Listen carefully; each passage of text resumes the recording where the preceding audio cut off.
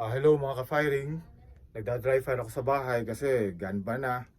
So anyway, ang ginagamit ko itong dummy bullet na may laser, no?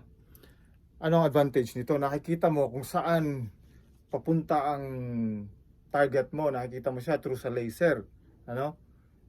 Anyway, ang ginagawa ko minsan, pag ako'y nagda-dry fire, nakaharap ako sa salmen. Kunyari may kadro ako.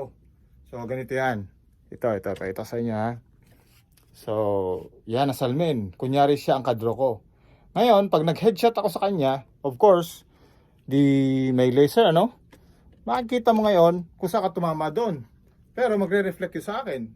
Kung headshot, makikita nyo na merong red dito. Yung sa laser na red. Okay? Sample lang ko kayo paano kung ginagawa to. Share na ko na safety nito ha. Okay. Now, pasok natin. Okay. Pasok natin siya. Alright. Okay, headshot ako. Kita nyo? Merong ditong pula. Okay, ulitin ko. Kita nyo? Last, tingnan nyo lang ang forehead ko. Yon. So meaning, tinamaan ko yung kadro ko. Headshot. Alright?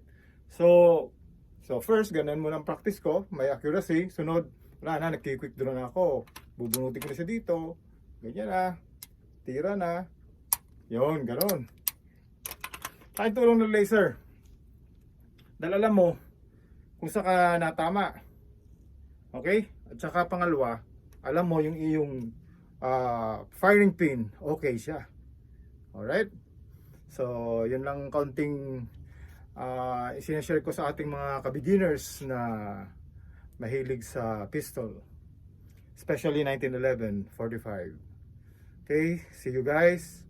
God bless and ingat palagi. Stay safe.